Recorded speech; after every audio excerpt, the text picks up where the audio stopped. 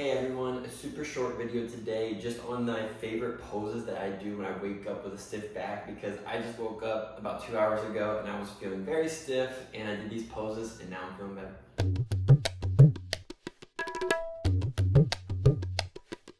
So with that being said, I will always start in child pose. And I usually like to bring my knees either close or wide. That's really your only two options. If you bring it wide, then you're able to drop your belly button in between your legs a little bit further down. I just walk my hands forward, drop the forehead down, and find 5 to 10 deep breaths here. And child pose is just a gift from above because it just decompresses the low back. It allows the tailbone to kind of reach away from the upper back, giving this extra length in the lumbar. And if we're sitting all the time, with weight and gravity compressing our low back, we want this to decompress it. So this one's a great one to hold for 10 to even 50 breaths. You can sleep here almost. You can put a cushion under your chest or stomach if you need to. And then right after that, I just bring my knees a little bit closer to where my knees are under my hips. And then I walk the hands forward. You can stop right here before the hips are above the knees, or you can keep walking until the hips are above the knees and then find a puppy pose. This is something, again, you can use a cushion or a block to put under the chest to make it a little bit less intense. But this is going to open up the chest, the upper back. So that's a great one for that. And then, if you're feeling a little bit sore, I have a buddy right now who's sore in his QLs, his quadratus lumborum, the muscle that you flex it to do lateral movements side to side. A lot of us might be sore here. So a great one for that is simply hopping into a seated pose. Any sort of seated pose.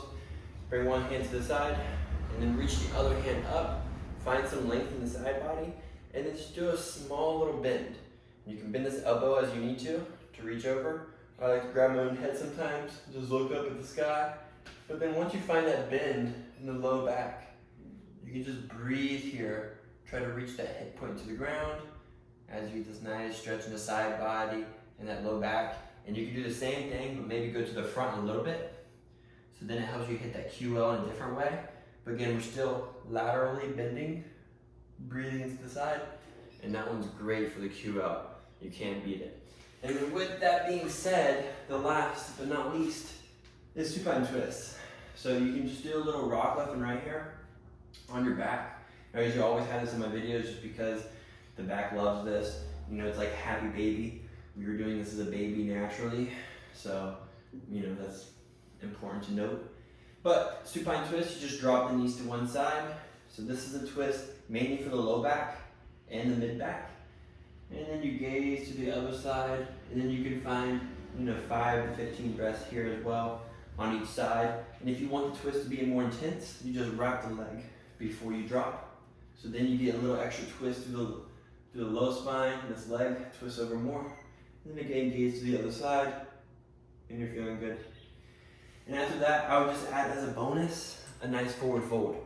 So I always hang out in a forward fold. Maybe you're really, stiff in the mornings. You gotta really bend the knees here a lot to let the body fall forward, the head be heavy. Don't hold tension here in the neck. So the head is falling heavy. And here you just sway left and right. Breathe into the stomach nice and deeply. Feel the low back relax. Feel the upper chest decompress. And feel the head. You get that nice traction in the neck as your head falls heavy. So, with that being said, those are my favorite poses that I do for my back. So the child pose for your low back, the puppy pose for your upper back, and then you got your supine twist, you go on both sides, and then you got your lateral bends for your for your quadratus lumborum, and then you got your forward folds just for overall decompression. And once you do those, you just breathe into your stomach nice and deep, and have a good intention. Next thing you know, your back is feeling a lot better. Hope that helps. Namaste.